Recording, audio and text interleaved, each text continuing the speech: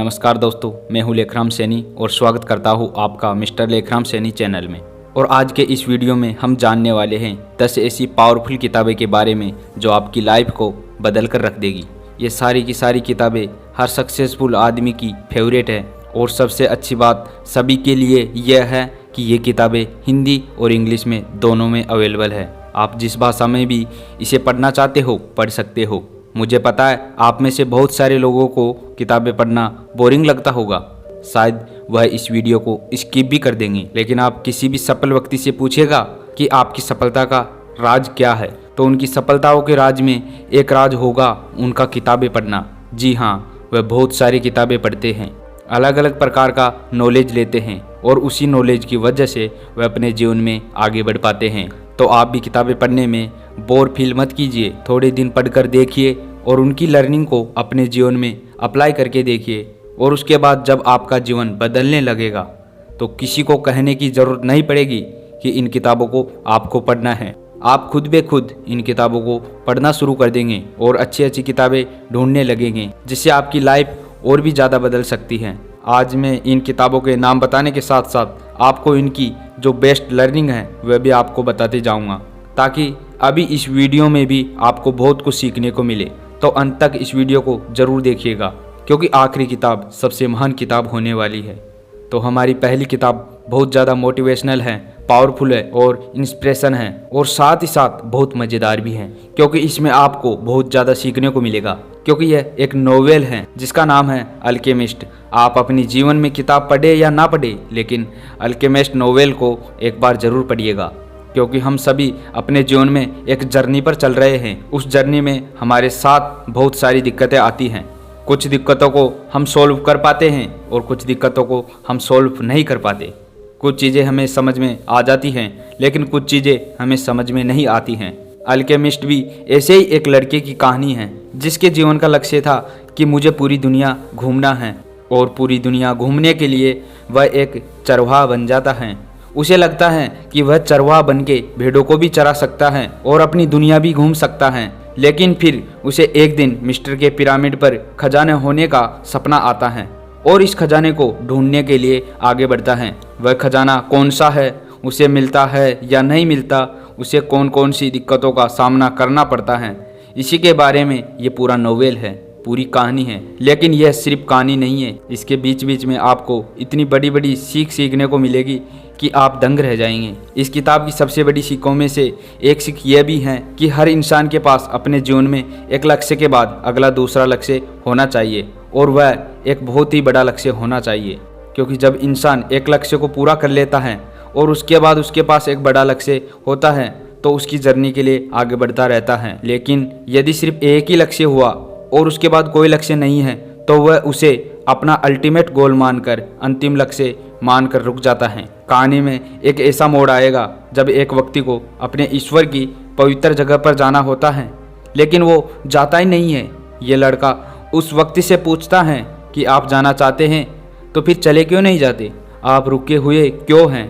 तब वह व्यक्ति उस लड़के को समझाता है, ये मेरा अंतिम लक्ष्य है, और यदि मैं ईश्वर के स्थान तक हो आया तो उसके बाद मेरे जीवन में कोई बड़ा लक्ष्य नहीं बचेगा, और जिसकी वजह से मैं किसी भी काम को अच्छे मन से नहीं कर पाऊंगा, क्योंकि मेरा लक्ष्य पूरा हो चुका होगा। इसलिए मैं इंतज़ार कर रहा हूं और जीवन को इसी प्रकार से आगे बढ़ा रहा हूं। शायद ये बात अभी आपको समझ में नहीं आई होगी, लेकिन यदि आप गहराई में इस बात को समझने की कोशिश करेंगे तो यह एक बहुत बड़ी बात है। तो एक बार मेरे सजेशन पर इस बुक को ज़रूर पढ़िएगा, और जिन लोगों ने भी इस किताब को पढ़ा है वह कमेंट बॉक्स में ज़रूर बताइएगा कि आपने इस किताब से क्या क्या सीखा है।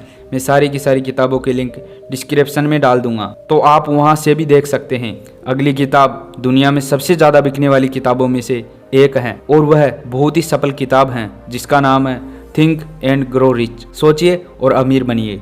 इस किताब में सफलता के वह सारे सूत्र अवेलेबल हैं जो आप यहाँ से वहाँ ढूंढते रहते हैं। यदि आप इस किताब को एक बार पढ़ लेंगे तो आपकी बहुत सारी समस्याओं के समाधान इसी किताब से मिल जाएंगे। इस किताब से आपको पता चलेगा कि आपकी इच्छा क्या है, कैसे आप उन्हें अपने कंट्रोल में करके आप अपने सपनों को पूरा कर सकते हैं, कैसे आप अपने ऊपर विश्वास करके पूरी जीवन को बदल सकते हैं और कैसे आप ऑटो सजेशन टेक्निक का प्रयोग करके अपनी पूरी लाइफ को चेंज कर सकते हैं। इस किताब के 2 सबसे पावरफुल लेसन हैं जो आपके जीवन को बदलने में बहुत ही इम्पोर्टेंट रोल प्ले करते हैं। पहला है इस किताब का सेक्स एजुकेशन। इस किताब में बताया गया है कि कैसे आप अपनी सेक्स की इच्छाओं को एक सही जगह पर ट्रांसफ़र करके अपनी पूरी लाइफ को बदल सकते हैं। इस किताब में 6 ऐसे डरों के बारे में पता चलेगा जिन डरों से आपको अपने जीवन में कभी नहीं डरना चाहिए, क्योंकि वह डर फालतू के हैं और वे आपके जीवन को सिर्फ खराब कर रहे हैं। इसलिए उन डरों से आपको कभी नहीं डरना चाहिए। हमारी लिस्ट में तीसरे नंबर पर जो किताब है उसका नाम है टाइम मैनेजमेंट, जो बहुत ही खूबसूरत किताब है। आपके टाइम को मैनेज करने के लिए बहुत बार दिक्कत ये होती है कि आप काम तो करना चाहते हैं लेकिन आप अपने टाइम को ठीक तरह से मैनेज नहीं कर पाते हैं। यदि आप वाकई में टाइम को सही तरीके से मैनेज करना चाहते हैं और उसकी ट्रिक जानना चाहते हैं कि कैसे आप अपने 24 घंटों का सदुपयोग कर सके, तो आपको ये किताब ज़रूर पढ़ना चाहिए।